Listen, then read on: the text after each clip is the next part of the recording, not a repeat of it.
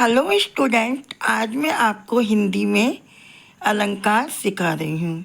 ये आपको 9 to 12 काम आएंगे। ठीक है। हिंदी साहित्य में काव्य की शोभा बढ़ाने वाले शब्दों को हम अलंकार कहते हैं। अलंकार शब्द दो शब्दों से मिलकर बनता है, अलंग और कृत। अलंकार का अर्थ होता है आभूषण। जिस प्रकार हम अपने शरीर को आभूषणों से सुंदर बनाते हैं, उसी प्रकार काव्य को हम अलंकारों के द्वारा सुंदर बना सकते हैं। इन्हें आसानी से पहचानने के कुछ में यहाँ कीवर्ड्स यहाँ दिए गए हैं। नंबर 1, शब्दालंकार शब्दों पे आधारित होते हैं। नंबर 1। दूसरे होते हैं हमारे अर्थालंकार और तीसरे होते हैं उभया अलंकार। तो शब्दालंकार का हमारा नंबर 1 टाइप है अनुप्रास अलंकार। जब एक ही वर्ण की बार बार पुनरावृत्ति हो तो वहाँ पर अनुप्रास अलंकार होता है। माने वर्ण समझते हो, लेटर, अक्षर। एक अक्षर है हमारा, कुछ भी हो, वो एक से अनेक बार आए, 4 बार आए, 5 बार आए, तो वहाँ हमारा अनुप्रास अलंकार होगा। जैसे चारु चंद्र की चंचल किरणें खेल रही जल थल में, प्रकट प्रकट करती थी धरती अबुनी तल में। यहाँ पर 4 वर्ण की पुनरावृत्ति होने के कारण। नंबर 2 में आता है यमक अलंकार। जब एक ही शब्द 2 बार आए और उसका अर्थ अलग अलग निकले तो वहाँ यमक अलंकार होगा। यमक यमज शब्द से बना है, जिसका अर्थ होता है जोड़ा। जैसे कनक कनकते 100 गुनी, मादकता अधिकार, या खाए बौरात है या वा पाए बौरात। यहाँ पर एक कनक का अर्थ सोना है और एक का धतूरा है। माने कनक शब्द 2 बार आया है, अर्थ अलग अलग है।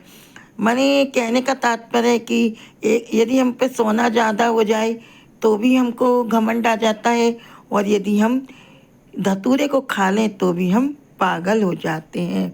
तो इसलिए यहाँ पर अलग अलंकार है। अब नंबर 3 में आता है श्लेष अलंकार। श्लेष का अर्थ होता है चिपका होना। श्लेष का अर्थ होता है चिपका हुआ होना। अर्थात जब एक शब्द बार बार आए और हर बार उसका अर्थ अलग अलग हो तो वहाँ पर श्लेष अलंकार होता है। जैसे रहीमन पानी राखिए, बिन पानी सब शून, पानी गए न उबरे, मोती मानुष चून। यहाँ पर ये बताया गया है कि पानी के 3 अर्थ हैं।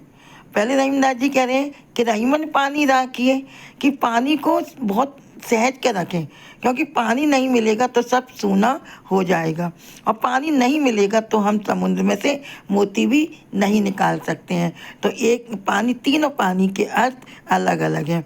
यहाँ पानी शब्द के हर बार अर्थ चेंज हो गए हैं, इसलिए यहाँ पर श्लेष अलंकार है। आता है रूपक अलंकार।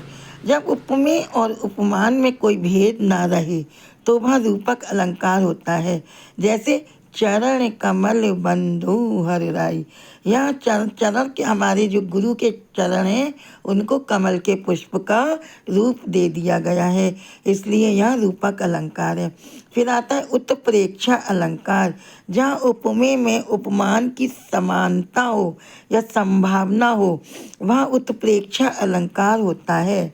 और इनमें ये शब्द आना जरूरी है। जैसे मनु, मानो, जनु, जानो, मनहु, ये शब्द आएंगे तो हमारा उत्प्रेक्षा होगा। जैसे मानो तुम मुख चंद्र चकोरा, तो ये मानो शब्द आने से हम पहचान लेंगे कि उत्प्रेक्षा अलंकार है। अब आता है मानवीकरण अलंकार। जब किसी निर्जीव वस्तु या प्रकृति को जीवित मनुष्य की तरह व्यवहार करते दिखाया जाए तो उसे हम मानवीकरण अलंकार कहते हैं। जैसे मेघ आए बन ठन के सवर के। यह बादल निर्जीव हैं, लेकिन उन्हें दामाद की तरह सज धज कर आते हुए दिखाया गया है। मतलब बादल को दामाद की उपाधि दी गई है, इसलिए यह मानवीकरण अलंकार का प्रयोग। हाँ, तो अब आता है अतिशयोक्ति अलंकार। इसका अर्थ होता है जब किसी बात को इतना बड़ा चढ़ाकर कहा जाए कि वो लोक मर्यादा के बाहर लगे तो वहाँ पर अतिशयोक्ति अलंकार होता है। जैसे हनुमान की पूँछ में लगन न पाई आग, लंका सिगरी जल गई, गए निशाचर भाग। यहाँ पर बात को बहुत बड़ा चढ़ाकर कहा गया है। जैसे हनुमान की पूँछ में आग भी नहीं लगी थी और लंका भी जल गई और राक्षस भी भाग गए। अब बताओ कितनी बात को बड़ा चढ़ा के कहा गया। इसीलिए यहाँ पर अतिशयोक्ति अलंकार है। अन्योक्ति प्रकाश अलंकार, जब बात को सीधे न कहकर किसी दूसरे के ऊपर कहा जाए या प्रस्तुत से अप्रस्तुत का कथन हो तो वह अन्योक्ति प्रकाश अलंकार होता है। जैसे माली आवत देखकर कलियन करी पुकार, फूले फूले चुंग लिए काली तुम्हारी बात। अब इसमें माली के ऊपर हमारे आने वाले समय की बात को कहा गया है। अब आता है पुनरुक्ति प्रकाश अलंकार, जहाँ एक ही शब्द का समान अर्थ में एक से अधिक बार प्रयोग होता है वह पुनरुक्ति प्रकाश अलंकार होता है। जैसे पुनि पुनि उकसई अकुलाई, यहाँ पर पुनि शब्द की समान अर्थ में आवृत्ति हुई है। पुनि का अर्थ बार बार होता है, अतः पुनरुक्ति प्रकाश अलंकार है।